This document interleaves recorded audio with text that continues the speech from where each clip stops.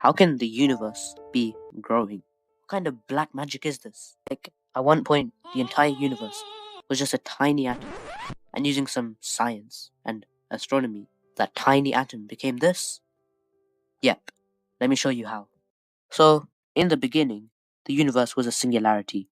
It had a size of zero, a mass of zero, and was stationary. Suddenly, for reasons unknown, the atom exploded. This released crazy amounts of energy and turned the baby singularity into a giant oven. In this oven, your traditional physics didn't make sense. A microsecond later, the first neutrons, protons, and electrons formed, but so did their antimatter pairs. And we all know what happens when matter and antimatter collide. Within the next second, almost all of the antimatter and matter in the entire universe was annihilated. However, there was a slight imbalance, so we were left with more matter. In the next 3 minutes, these protons and neutrons fused and formed the first hydrogen and helium nuclei. Another 380,000 years later, the universe cooled and created the perfect conditions to form the first hydrogen and helium atoms, turning a universe dominated by radiation into a universe dominated by matter. It was also around this point when photons lost their thermal equilibrium with matter. Some spots became hotter and denser than others, forming the cosmic microwave background and turning the universe transparent. It took another 200 million years for these hotspots to collapse under their own weight and form the earliest stars. More stars, more stars, more stars, bam. 400 million years since the Big Bang, and we've already got galaxies.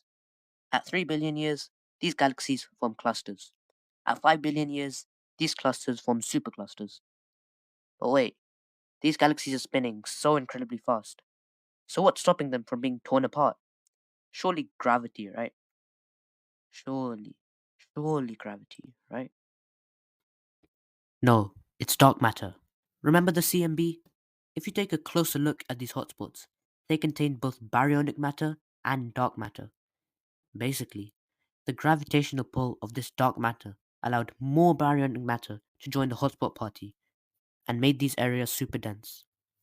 As galaxies formed, dark matter surrounded them to hold them together. According to Harvard, without dark matter there would be no stars, no planets, and thus no life. Dark matter itself doesn't reflect or emit light, and doesn't interact with three of the fundamental forces. Dark matter generally drives the growth of large-scale cosmic structures, and is 5 times as much as it as matter. It's been 10 billion years since the Big Bang. The solar system and the Earth have all formed. All this dark matter and ordinary matter is starting to slow down the universe's expansion. But not today, said the universe, and created dark energy. No one knows where and how it came to be. It acts in mysterious ways. For example, if you got a balloon containing 10 joules of energy, its energy density decreases as it expands.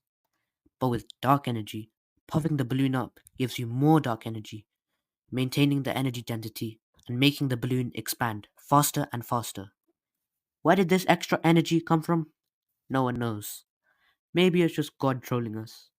But whatever it is, it's making our universe expand blazingly fast. And this brings us to the future. Nothing lasts forever, and neither does the universe. The universe has 3 possible endings.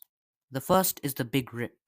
According to the Big Rip, as the universe continues to acceleratedly expand, galaxies, solar systems, and planets are pulled apart. Eventually, this acceleration will become so fast that atoms are pulled apart, and dark energy overcomes the strong nuclear force, tearing apart the nuclei of atoms and violently destroying all subatomic structures forever. But if the universe stops accelerating, we get the Big Freeze. The universe expands, heat energy stays constant, and everything cools until it reaches absolute zero, extinguishing stars, planets, and all life. And finally, if the universe just does the Uno reverse and starts shrinking, we get the Big Crunch, where the universe turns back into the singularity, and all 13.8 billion years of history are wiped out forever. Well, that's crazy, isn't it? Now you know where the universe came from. Just like the big freeze and the big crunch, you should hit the big subscribe button. This video was not sponsored by BoardVPN.